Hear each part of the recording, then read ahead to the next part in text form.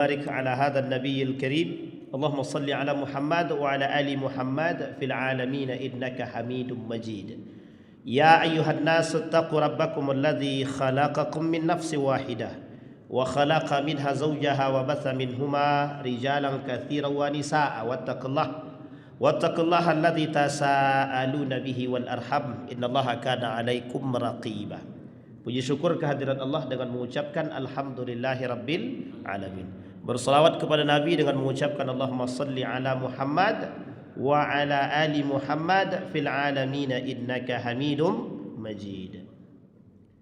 Dalam Al-Quran Allah kata atau Allah berfirman, Zuyyina linnasi hubbus syahawat minan nisa'i wal banin wal qanatiril muqantarah minadh dhahabi wal fiddati wal khaylil musawwamati wal an'am wal harth dzalika mata'ul hayatid dunya wallahu 'indahu husnul ma'ab.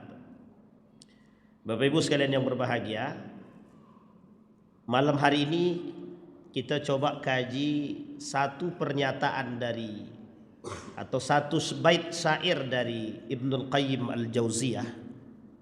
Kata Ibnul Qayyim Al-Jauziyah, dakhalan nasu an-nara ala thalathati abwabin. Masuknya manusia ke dalam neraka melalui 3 pintu.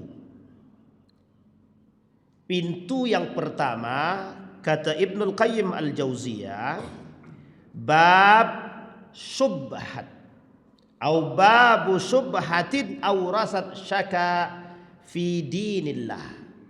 Bab subhat. Ini kalau kaji subhat ada kaitan halal haram, mesti itu. Jadi jangan pahami halal haram itu cuma pada makanan aja. Halal haram itu banyak, termasuk subhat. Ada buku judulnya Kasyfus Syubhat. Kapan waktu kemudian kalau ketemu kita kaji yang khusus bab subhat aja. Orang yang takut dengan subhat warok dia. Apalagi yang takut dengan haram. Lah ini dengan haram tak takut, apalagi subhat gitu kan. Itu susah juga itu. Kalau dengan haram aja nggak takut, mesti dengan subhat lebih nggak takut lagi dia. Tapi kalau takut dia dengan subhat saja dia takut, apalagi yang haram. Wara. Jadi wara itu penting. Yang kedua, babu syahwatin. Bab syahwat. Syahwat itu dalam pembahasan Ibnul Qayyim itu, yang kalau kita lihat di dalam Al-Quran itu setidaknya ada 3 hal. Syahwat terhadap harta, syahwat benda, harta benda tadi. Yang kedua syahwat nisa tadi, dari ayat yang tadi kita bacakan. Yang ketiga, syahwatnya itu kepada syahwat pemikiran. Ini masuk dalam urusan merusak agama, itu juga masuk dalam syahwat fikiran. Atau bagian daripada syahwat fikiran itu adalah bid'atun fid din, kebid'ahan dalam agama. Itu syahwatul fikir, syahwat fikir. Yang ketiga, babu ghadabin, kemurkaan Allah. Jadi orang-orang yang masuk ke dalam neraka itu disebabkan melalui 3 pintu. Pertama syubhat, yang kedua syahwat, yang ketiga kemurkaan Allah. Loh, kalau kafir tak masuk, Ustaz. Itu di atas tuh puncaknya. Tapi yang dimaksud itu kafir di sini bisa jadi syubhat dia, bisa jadi dalam perkara syubhat, bisa jadi dalam perkara syahwat. Bisa jadi dalam perkara ghadbanullah, kemurkaan Allah. Jadi banyak. Baik. Dalam hadis Nabi bilang begini, "Inna mimma akhsha 'alaikum syahwatul ghaib fi butunikum wa furujikum wa mudillatil fitan." Kata Nabi, sesungguhnya di antara yang aku khawatirkan terhadap kalian adalah yang pertama, mereka mengikuti hawa nafsu, syahwat yang mempertuhankan atau mengikuti hawa nafsu. Yang kedua, syahwat kepada perut, syahwat masalah urusan perut, syahwat pada urusan kemaluan. Yang ketiga, syahwat fitnah-fitnah akhir zaman. Atau syahwat fitnah-fitnah yang menyesatkan. Nah, ini urusan agama nih. Kalau dalam kajian perang pemikiran, poin terakhir nih semuanya di situ tuh. Perang pemikiran, semuanya di situ. Banyak sekali masalah-masalah, kasus-kasus yang bisa kita temukan.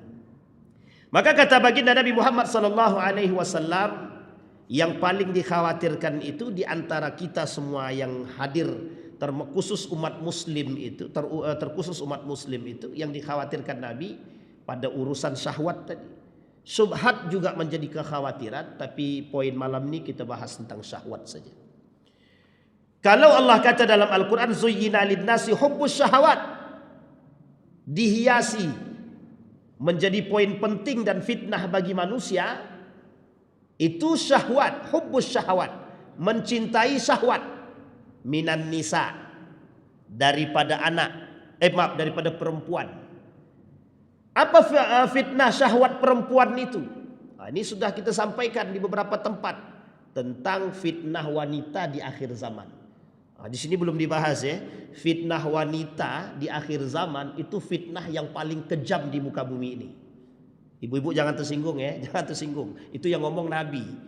Kata Nabi, yang paling berbahaya itu dan adal wa adar, yang paling menyesatkan, fitnah yang paling membahayakan itu fitnah perempuan. Tapi pertanyaannya adalah, ayam kampus ini siapa? Tahu Bapak Ibu ayam kampus yang dimaksud? Tahu ya? Perempuan-perempuan yang masih kuliah menjual diri. Alasannya banyak. Alasannya adalah demi keluarga, demi membiayai sekolah. Sebenarnya yang lebih penting demi gaya hidup. Yang paling besar itu adalah demi gaya hidup. Dan itu kita temukan. Pertanyaannya dalam hati saya muncul, kok bisa ini terjadi? Waktu itu saya tak berpikir bahwa apa perkataan Nabi. Ternyata perkataan Nabi muncul. Kata Nabi, kelak di akhir zaman itu fitnah perempuan itu dahsyat. Sangat dahsyat sekali. Dan ternyata betul. Benar. Saya tidak menyinggung siapapun. Ternyata banyak juga yang mohon maaf, pimpinan-pimpinan itu, tak tahu pimpinan mana, yang penting pimpinan punya sekretaris tapi perempuan. Dan ternyata lebih diutamakan sekretaris perempuan daripada sekretaris laki. Tahu Bapak Ibu alasannya apa? Biar enak dipandang. Dan kenapa SPG juga harus perempuan? SPG mobil, motor, kok ada perempuan? Dan mengapa tidak ada Miss laki-laki? Kenapa kok cuma Miss perempuan aja, Miss Universe gitu? Tahu Bapak Ibu maksudnya? Fitnah perempuan. Itu bagian daripada fenomena alam, fenomena zaman. Tanpa Bapak Ibu sadari, fenomena ini menjadi industri perdagangan. Industri perdagangan. Mereka tidak jual barang, yang mereka jual adalah wanita. Kita lihat lagi, banyak juga kita temukan orang-orang SPG rokok itu juga perempuan. Dan uniknya, saya tanya Bapak Ibu, yang uniknya, kenapa pakaiannya harus sempit? Kenapa pakaiannya harus seksi? Itu aja pertanyaannya, titik. Kenapa enggak Pak perempuan berpakaian hijab kemudian pakaian besar? Jadi SPG mobil misalkan, berhijab atau bercadar, pakaiannya tertutup. Tapi mengapa harus seksi? Itu pertanyaan titik. Yang bisa jawab silahkan jawab. Karena jawabannya jelas, yang dijual bukan barang, tapi yang dijual adalah syahwat. Syahwat. Itu yang disebut oleh Allah, zuyyina lin-nasi hubbus syahawat minan nisa, yang pertama dari perempuan. Sekarang ini tak perempuan suka perempuan, tak laki-laki suka perempuan aja Ustaz, laki-laki suka laki-laki. Itu minoritas di antara mayoritas. Di antara mayoritas. Saya cukup berpikir aneh sekarang.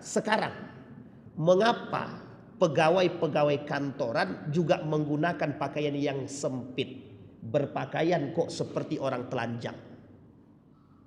Apakah itu yang menjadi daya tarik agar orang mau berdatangan? Harusnya ini menjadi poin penting bagi kita untuk menyampaikan kepada pemerintah, memberikan aturan berpakaian yang lebih baik. Apa harus? Apakah kita harus berpakaian sempit bagi perempuan untuk menjual daya tarik? Syahwat. Syahwat.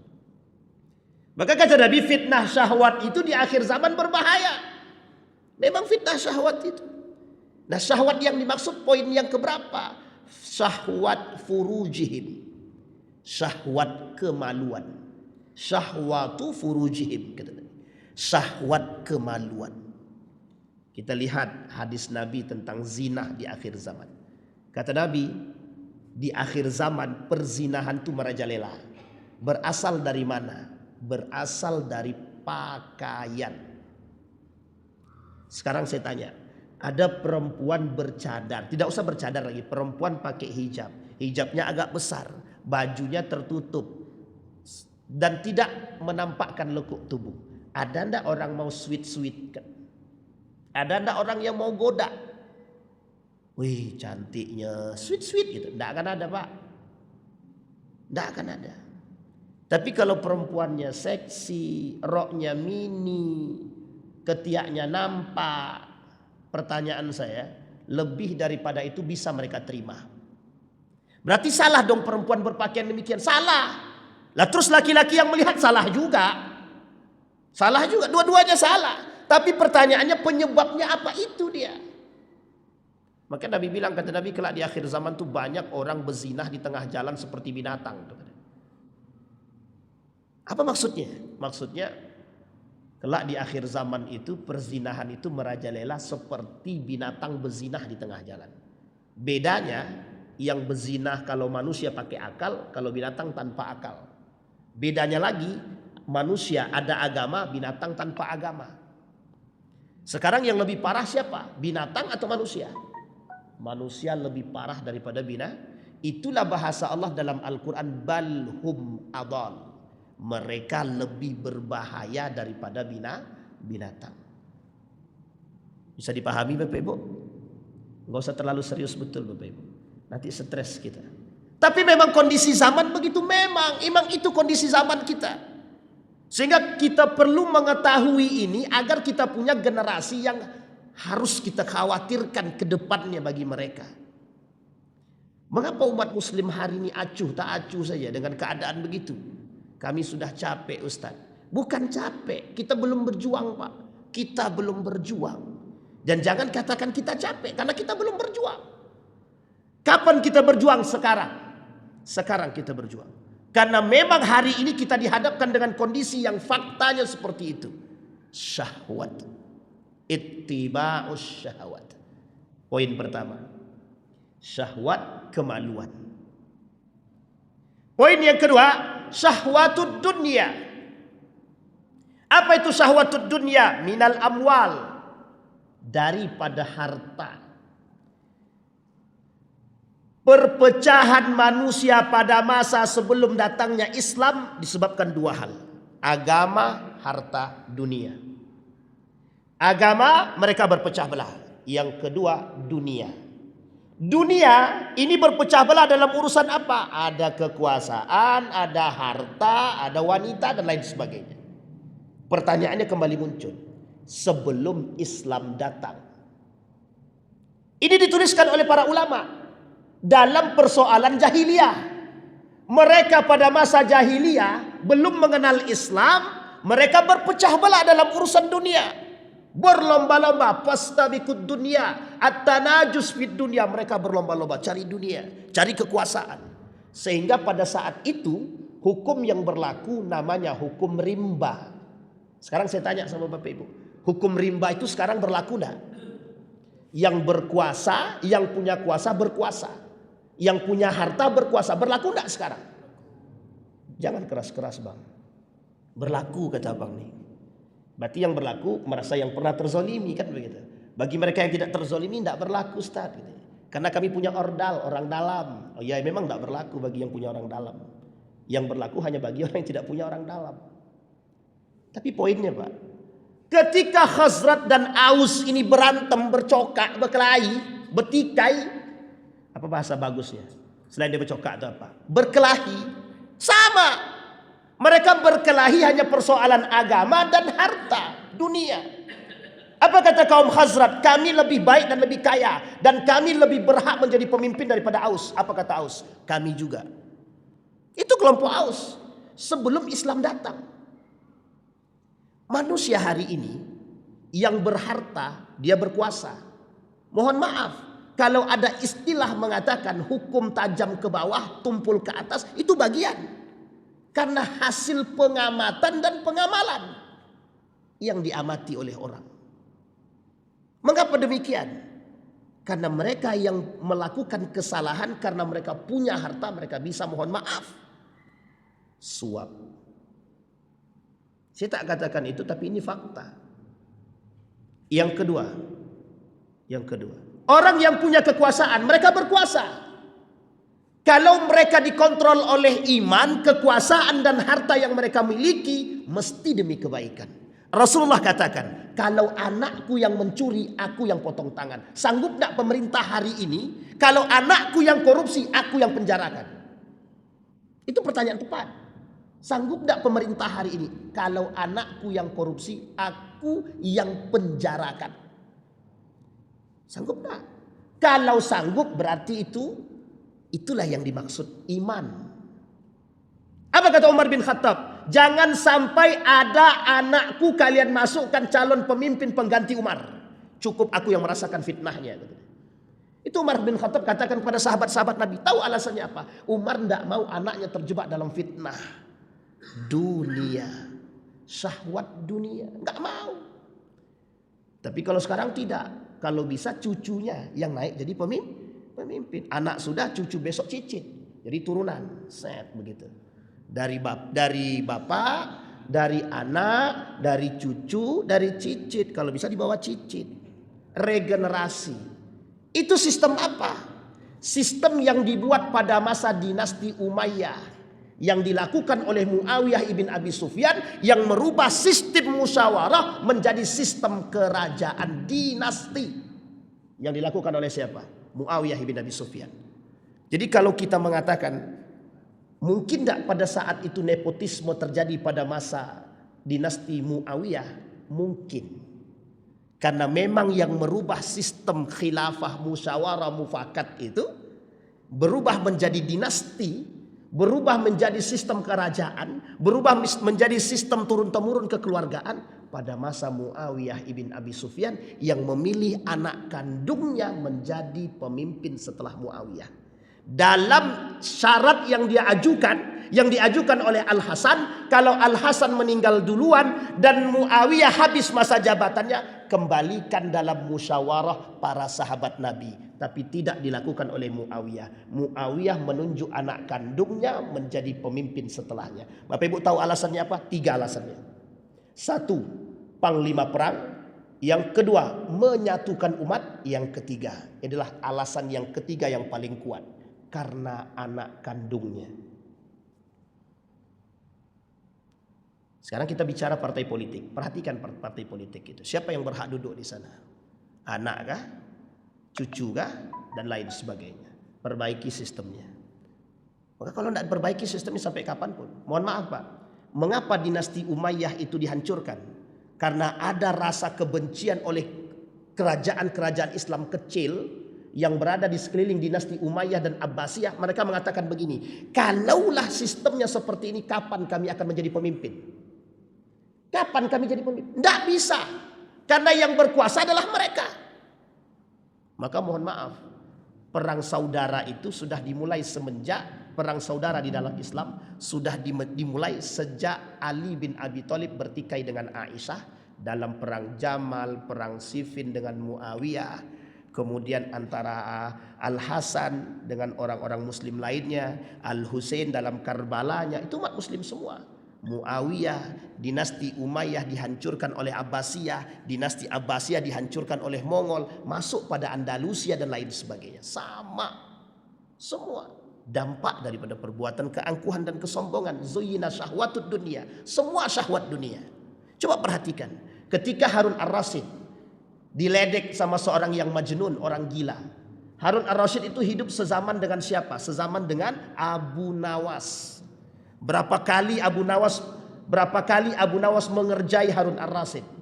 Sampai kewafatan Abu Nawas, apa kata Harun Ar-Rasyid? Aku selalu merasa kehilangan. Siapa yang kehilangan? Harun Ar-Rasyid. Siapa yang dia rasakan kehilangan tersebut? Abu Nawas. Kenapa? Abu Nawas selalu memberikan nasihat kepada Harun Ar-Rasyid. Karena satu ketika Harun Ar-Rasyid pernah dinasihati oleh orang gila. Apa kata orang gila tersebut? Engkau kayakan dirimu, engkau kayakan panglimamu, engkau kayakan menteri-menterimu. Besok semua yang kaya-kaya kalian tinggalkan masuk dalam kuburan. Aku bertanya sama orang yang di kuburan, mana kekuasaan kalian? Tidak ada. Mereka tidak jawab. Kata Harun Ar-Rasyid, ente gila. Dijawab sama dia, justru yang gila itu ente. Berani kita katakan presiden gila? Berani kita katakan gubernur itu gila? Tidak berani. Tapi orang gila nih berani dia kata Harun Ar-Rasyid itu gila. Karena kebijaksanaan Harun Ar-Rasyid menerima apa yang dimaksudkan oleh orang gila tadi diterima oleh akal dan imannya Harun Ar-Rasyid. Apa kata Harun Ar-Rasyid? Menangis, Pak. Mulai hari ini engkau aku angkat jadi mufti kerajaan. Dijawab sama orang tadi. Engkau inginkan aku menjadi gila seperti dirimu, kata dia. Diam Pak Harun Ar-Rasyid. Enggak ngomong, Pak. Kenapa? Syahwatud dunia. Bapak Ibu, saya tanya sama kita semua. Wajar enggak kalau kita mencari harta? Wajar. Karena kehidupan kita membutuhkan harta. Pertanyaannya yang menjadi tidak wajar apa? Ketika akal kita yang sehat ini dipaksa untuk menerima sesuatu yang tidak normal. Kita ambil contoh. Badan kita ini satu. Harusnya mobil yang kita setir satu atau dua? Satu. Sekarang kita beli dua. Kalau kita beli dua, kira-kira yang nyetir siapa? Kita kah atau satu lagi kah? Oke, istri. Baik. Istri dapat, suami dapat. Sekarang, apakah kedua-duanya mau pergi sendiri-sendiri? Yuk yang kita pergi makan yang Ayang bawa mobil yang satu, aku bawa mobil yang satu. Jalan dua-dua Pak mobilnya. Pertanyaannya, ini sehat apa tidak sehat akalnya? Ini logika berpikir. Coba kita angkat tinggi-tinggi akal kita nih. Tidak perlu pakai agama, tidak perlu pakai ayat, tapi kita pikirkan dengan akal. Apa yang terjadi di situ? Anak cuman satu, mobil 10. Yang make siapa? Syaitan. Karena tabzir min amali syaitan, mubadir min amali syaitan. Sekarang Bapak Ibu pernah lihat. Ini satu lagi, nafsu yang jelas, syahwat yang kita turuti dunia. Bapak Ibu beli makanan banyak. Anak di rumah cuma 3. Bapak Ibu beli makan 5. Kira-kira 2 lagi kemakan gak tuh? Gak kemakan. Sekarang kalau tidak kemakan, makanan tersebut kapan mau dimakan? Besok pagi. Setelah besok pagi dia datang, dia lihat, ternyata setelah dilihat sudah basi. Kira-kira apa yang dilakukan oleh orang yang sudah melihat kebasian tersebut, basi tersebut? Dibuang. Pertanyaannya apa yang kita lakukan? Tabdzir, syahwat. Sekarang pertanyaan saya adalah, sering gak kita lakukan syahwat itu di rumah? Di rumah, gak usah jauh-jauh, gak usah ke rumah orang, rumah kita. Makanya kita katakan tabzir ini salah satu bentuk kufur nikmat terbesar hari ini. Hari ini. Kita ambil contoh, pemerintah mengadakan acara besar-besaran, diberikan makanan gratis, dikasih minuman. Berapa banyak makanan yang bersisa? Berapa banyak mereka makan tapi tidak habis? Berapa banyak makanan yang mereka sisa, minuman yang mereka buang? Berapa banyak makanan yang berteriak, yang besok menjadi saksi di hari kiamat? Ya Allah, kami makanan tidak dihabisi oleh fulan bin fulan. Pernahkah kita mengatakan dan pernahkah kita berpikir tentang mengurangi syahwat nafsu ini? Gak pernah. Kita selalu terjebak dalam permainan syaitan. Hawa nafsu yang kita perturutkan. Makanya disebut dengan syahwatud dunia. Banyak persoalan syahwatud dunia. Hartanya. Persoalan makanannya. Persoalan rumah. Persoalan tanah dan lain sebagainya. Semua di situ. Bahkan ada dorongan mengelabui agama demi kepentingan dunia. Dorongan mengelabui agama, dijadikan agama sebagai kambing hitam demi kepentingan dunia. Apa contohnya? Kasus kuota haji. Coba perhatikan kasus kuota haji itu. Siapa? Sekarang saya tanya Bapak Ibu, siapa yang mau disalahkan dari kasus kuota haji ini? Siapa? Yakutnya kah? Ustadz Khalid Basalamanya kah? Atau pemilik travelnya kah? Sekarang saya tanya sama Bapak Ibu, kita pakai logika akal sehat itu. Kalau mau ngusut ya, kalau mau ngusut, coba bagaimana cara mengusutnya? Tinggal panggil Yakut, kok bisa setengah daripada kuota itu dijualnya, selesai. Itu kan akal sehat itu, cara berpikir logis gitu. Tapi mengapa harus panggil sono, panggil sini untuk cari bukti? Baik, tak ada masalah. Tapi yang kita soroti adalah bagaimana kok agama dijadikan kambing hitam demi kepentingan dunia. 2 triliun. Kira-kira bisa beli apa? Kalau kita belikan nasi bungkus berapa banyak kita dapat? Nggak usah dijawab itu. Mesti paham kita. Kembali kepada poin tadi. Syahwatud dunia. Selain daripada syahwat kemaluan, ada syahwatud dunia. Maka kata Ibnul Qayyim Al-Jauziyah tadi, masuknya manusia ke dalam neraka itu 3 pintu. Pintu syubhat. Kapan waktu kita bahas. Yang kedua, pintu syahwat. Kenapa dia katakan pintu syahwat? Banyak manusia terjebak dalam syahwat. Nah, orang-orang yang bermain dalam syahwat ini, satu, orang yang terjerumus dalam kekufuran. Yang kedua, kemunafikan.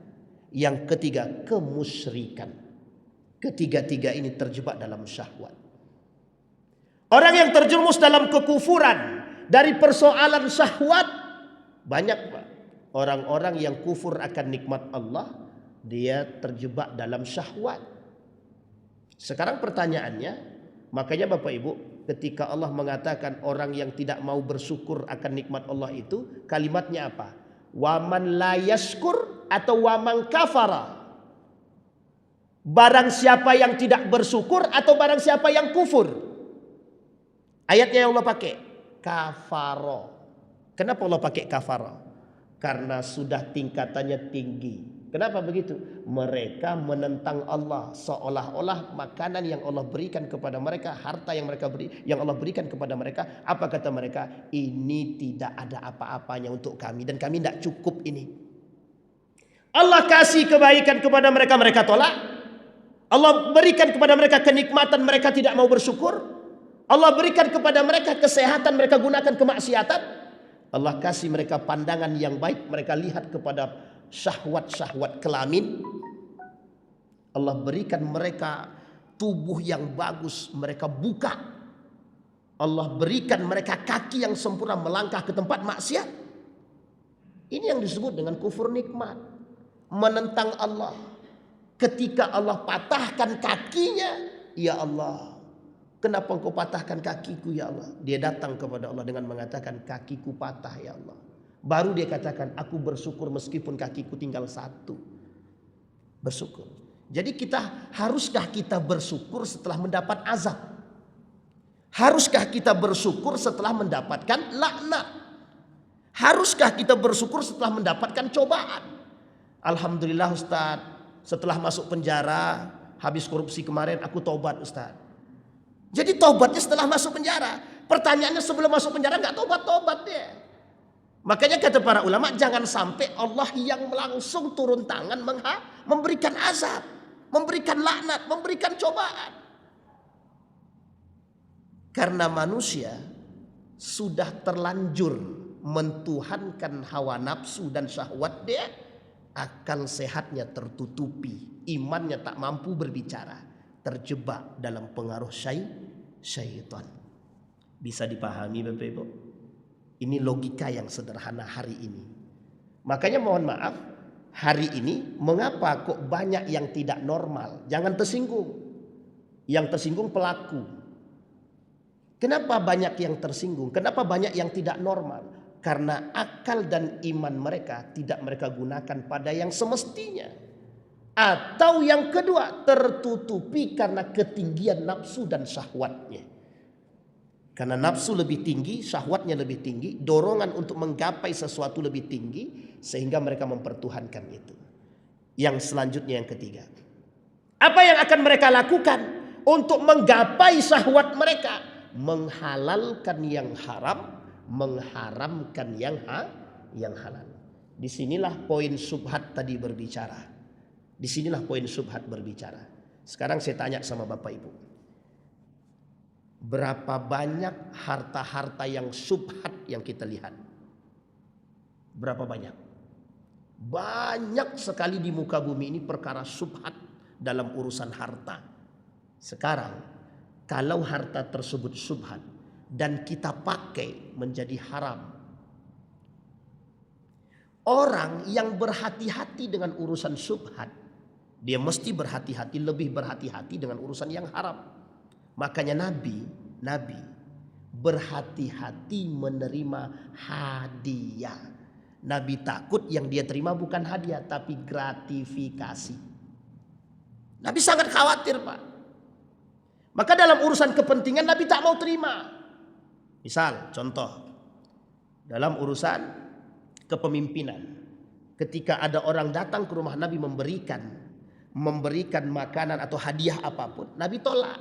Kenapa Nabi tolak? Karena Nabi takut ketika Nabi memberikan hukuman atau sanksi hukum kepada pelaku dan ternyata pelaku tersebut adalah yang memberikan hadiah kepada dirinya, apa yang bisa kita buat? Apa yang bisa kita buat? Bisa kita buat, bisa kita melakukan apapun. Makanya mohon maaf, seorang ulama yang dekat dengan pemimpin, hati-hati jangan sampai mulutnya tak mampu berbicara kebenaran. Kenapa? Sudah ada rumah, sudah ada mobil, kalau salah tidak bisa ngomong. Ada seorang mufti dari Perlis namanya Dr. Asri. Ketika ditawarkan rumah, ditawarkan mobil, apa dia jawab? Kalau aku terima dari barang ini, kelak kalau Anda salah, aku tak bisa menyalahkan Anda. Akhirnya apa? Saya tolak. Lebih baik saya ngontrak. Yang mencari yang begini yang susah di akhir zaman, Pak. Sulit. Sangat sulit. Kecuali dia terima tapi bangun kontrak. Aku mau terima hadiah ini dengan catatan. Apa catatannya? Kalau engkau salah tetap akan aku salahkan. Wah, tapi kan hati lain kita nih berbicara. Ingat Wan, dia punya jasa sama kamu. Ingat Wan, hutang budi. Itu terus yang tertanam dalam diri kita. Sampai di sini bisa dipahami Bapak Ibu ya. Ini poin penting yang harus kita pahami. Nah, kembali kepada poin tadi. Syahwatud dunia. Dan itu berat, Pak, menjadi ujian terberat bagi manusia. Yang ketiga, ada namanya syahwatul fikri. Syahwat fikir yang menyebabkan pada kesesatan. Yang tadi dikatakan oleh Nabi dalam hadisnya, wa mudillatu al fitan, yang fitnah-fitnah yang menyesatkan. Ini contohnya adalah dalam perang pemikiran hari ini. Saya ambil contoh kasus yang lagi rame. Bapak Ibu sedang percaya dengan Trans 7 apa Trans TV? Trans 7. Apa kata Trans 7? Feodalisme pesantren. Sekarang perhatikan baik-baik. Mereka ingin membuat mata dunia Indonesia ini terbuka. Seolah-olah mereka melakukan kebenaran. Bahwa pesantren itu mendidik kesesatan. Sekarang saya tanya. Yang ditampilkan dalam videonya adalah kiainya kaya, santrinya gedungnya ambruk dan mati. Ini kasus pesantren mana? Yang di Banten. Ya. Ada kasus lain. Ada. Setelah kasus robohnya ini diungkit kasus yang lain. Apa kasus yang lain? Santri yang nunduk kepada kiai dianggap berlebihan. Santri yang mencium kaki kiai. Santri yang cium tangan. Dengan video ini digeneralisir oleh mereka bahwa pesantren itu mendidik yang seperti itu. Sampai di sini bisa dipahami. Sekarang kita lihat kasus yang berbeda di tempat yang berbeda. Seorang siswa merokok, ditempeleng sama gurunya. Siswa tersebut ngajak semua siswa nggak usah masuk sekolah. Sekarang saya tanya Bapak Ibu, dari dua kasus ini mana yang paling beradab? Kita diajak berpikir sekarang. Saya mau ajak Bapak Ibu berpikir dengan akal sehat. Begitulah dajjalnya media hari ini. Begitulah rusaknya media hari ini, membuat pola pikir masyarakat merubah. Kasus yang kita terima. Apa maksudnya? Sebenarnya mereka ingin menyesatkan kita menjauhkan kita dari pesantren, dari pimpinan kiai-kiai dan para alim ulama. Kalau kita sudah jauh daripada alim ulama dan orang-orang tua tidak mau memasukkan anaknya ke pesantren, mereka keluarkan, mereka pindahkan ke sekolah-sekolah yang lain, apa yang terjadi? Yang belajar ilmu agama semakin berkurang. Yang belajar Al-Quran semakin berkurang. Apa yang terjadi? Kalaulah orang yang memahami agama makin sedikit, sedangkan yang banyak memahami agama bisa disesatkan, apalagi yang sedikit. Apa yang terjadi? Mereka berhasil menjauhkan nilai-nilai agama dari pribadi manusia itu sendiri. Dan apa yang akan kita terima? Sekulerisme. Apa itu sekulerisme? Memisahkan agama dari kehidupan kita. Pertanyaannya adalah apa dampaknya? Manusia tidak beradab. Manusia yang tidak beragama tidak beradab. Tidak bermoral, tidak berakhlak, tidak beretika. Kok bisa begitu? Memang begitu. Agama sebagai norma yang bisa dijadikan sebagai rambu-rambu. Islam datang menghapus perbuatan-perbuatan Aus dan Khazraj. Ketika Aus dan Khazraj ini berkelahi, bertikai, Islam datang menyatukan semuanya dalam satu perdamaian. Salim, selamat, damai. Agama punya nilai. Sekarang coba Bapak Ibu bayangkan. Jika manusia kita semua ini berpotensi melakukan kejahatan dan semua kita melakukan kejahatan, apa yang terjadi? Hancur. Agama datang memberikan norma, memberikan nilai, memberikan regulasi. Jangan kalian urus riba. Jangan ada yang membedakan mana yang kaya dan miskin. Jangan ada yang membedakan siapa pemimpin dan siapa yang bukan pemimpin. Jangan ada yang melihat perbedaan. Semua disatukan. Coba bayangkan kalau agama tidak berbicara. Tidak ada batasan, semua orang mengejar dunia. Apa yang terjadi? Seperti Aus dan Khazraj. Sedangkan ada agama, manusia masih terjebak dalam kasusnya Aus dan Khazraj. Maka yang tadi kita katakan, hukum rimba dari dulu sampai sekarang masih berlaku. Maka tak salah kalau Nabi bilang kembalinya manusia ke masa jahiliyah di akhir zaman. Jadi manusia-manusia di akhir zaman akan kembali kepada masa jahiliyah. Lah siapa yang tidak kembali? Yang selamat. Siapa yang selamat? Yang aneh. Siapa yang aneh itu? Yang berpegang teguh dengan nilai-nilai agama. Siapa mereka yang mau? Siapa yang mau itu? Yang tahu, yang mengerti, yang beriman, yang berilmu, yang mengamalkan ilmunya. Makanya Bapak Ibu sekarang dalam tren anak muda sekarang ada bahasa begini. Kalau dia sedang kumpul dengan kawan-kawan, semua berpakaian bagus, sempit. Tiba-tiba ada satu orang pemuda atau pemudi berpakaian tertutup, maka yang satu ini akan dikucilkan. Paham maksud ini Pak? Akan dikucilkan. Apa maksudnya? Yang berpakaian tertutup seperti ini dikucilkan. Tapi karena mereka beramai-ramai berpakaian yang terbuka, sempit meskipun berhijab, akan mencemooh yang ini. Loh kok pakaianmu kok kayak gini? Yang lain lah, biar gaul sedikit. Sehingga mohon maaf, yang satu ini menjadi yang aneh. Nah begitulah manusia di akhir zaman yang beriman, yang berpegang teguh dengan nilai-nilai agama. Mereka akan aneh di tengah ketidakanehan. Mereka akan menjadi manusia normal di tengah ketidaknormalan. Yang pada hakikatnya menurut mereka, mereka yang normal, kita yang tidak normal. Menurut kita, kita yang normal, mereka yang tidak normal. Di sini permainannya Bapak Ibu. Maka yang dirusak hari ini adalah ini. Secara tidak langsung dari dorongan syahwat itu hanya bagian kecil daripada perbuatan mereka. Kaum Yahudi, kaum munafik, kaum Israel yang menginginkan kita jauh dari nilai-nilai agama, yang membuat kita harus jauh daripada nilai-nilai agama itu sendiri. Maka disebutkan oleh seorang guru saya mengatakan, syahwatul fikir, syahwatnya fikiran itu jauh lebih berbahaya ketimbang dua syahwat yang lain. Syahwat kemaluan dan syahwat harta. Kalau syahwat kemaluan hanya berdampak pada dosa yang mereka alami secara pribadi.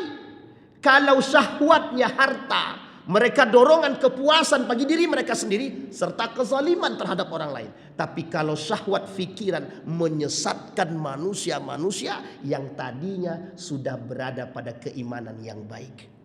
Nah, sekarang tergantung Bapak Ibu semua. Bagaimana cara kita menghadapi musuh-musuh yang nyata di tengah kita hari ini. Apa itu musuh-musuh yang nyata ini? Orang-orang yang terjebak dalam syahwat fikiran ini adalah kita sebut sebagai manusia-manusia munafik. Orang-orang munafik. Maka kata Allah dalam Al-Quran, khudzil afwa wa'mur bil ma'ruf wa'rid 'anil jahilin. Maafkan orang-orang yang berbuat salah kepadamu. Lakukan perbuatan amal ma'ruf. Yang ketiga, menjauhlah dari orang-orang yang merusak akal fikiranmu. Jauhlah dari mereka yang merusak kenormalanmu. Insya Allah kita akan selamat daripada kesesatan-kesesatan, fitnah-fitnah kesesatan ini dengan iman, ilmu, dan amal. Maka perbanyak Bapak Ibu mengokohkan iman kita, amal kita, ilmu kita. Insya Allah kita termasuk orang-orang yang husnul khatimah. Amin ya rabbal alamin. Fa'tabiru ya ulil absar la'allakum tuflihun. Assalamualaikum warahmatullahi wabarakatuh.